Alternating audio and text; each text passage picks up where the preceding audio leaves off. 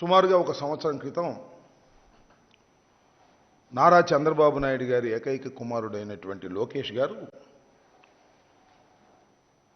ఈ సంవత్సరం జనవరి 27వ తారీఖున చంద్రబాబు నాయుడు గారు రిప్రజెంట్ చేస్తున్నటువంటి కుప్పం నియోజకవర్గపు హెడ్ క్వార్టర్ కుప్పంలో యువగళం పేరుతో ఒక పాదయాత్ర కార్యక్రమాన్ని ప్రారంభించారు. అది చాలా ఆపసోపాలు పడుతూ మధ్యలో కొన్ని బ్రేకులు తీసుకుంటూ నిన్న ముగిసింది.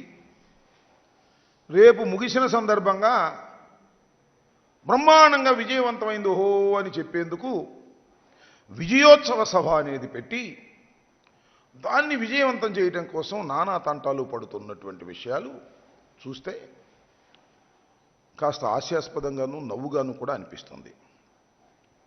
ఎస్, 226 రోజుల పాటు 3132 కిలోమీటర్లు నారా లోకేష్ గారు నడిచాడు అని చెప్తున్నారు. ఏం జరిగింది నడిస్తే?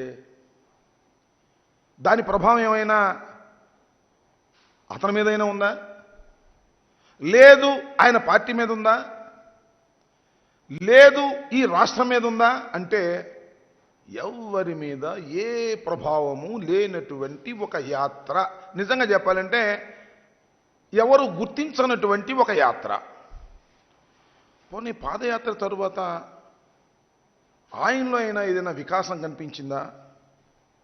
ఆయన ఏమైనా మెచ్యూర్ అయ్యాడా అని పరిశీలిస్తే అది లేదు. ఈ సందర్భంగా నాకు వేమన శతకంలోని ఒక పద్యం గుర్తొస్తుంది. అదేమిటంటే, ఎలుక తోలు తెచ్చి ఏడాది ఉతికిన, ఎలుక తోలు తెచ్చి ఏడాది ఉతికిన నలుపు నలుపే గాని తెలుపు కాదు, కొయ్య బొమ్మను తెచ్చి కొట్టినా పలుకున విశ్వదాభిరామ వినురవేమా. ఎలికి తోలు తెచ్చి ఏడాది పాటు ఉతికితే నలుపు అవుద్దా? లోకేషు లాంటి ఒక ఇన్మెచ్యూర్డ్ని, లోకేష్ లాంటి ఒక ఏమన్నా మరి ఆయన ఒక మొద్దు స్వరూపాన్ని, ఏ అర్హతలు లేనటువంటి లోకేష్ను తీసుకొచ్చి 226 రోజుల పాటు నడిపిస్తే ఏమైనా మెచ్యూరిటీ వచ్చిందా? ఏమైనా మార్పు దానిలో సంతరించిందా? అంటే ఏమీ మార్పు రాలా. నాకైతే ఒక మార్పు కనిపించింది.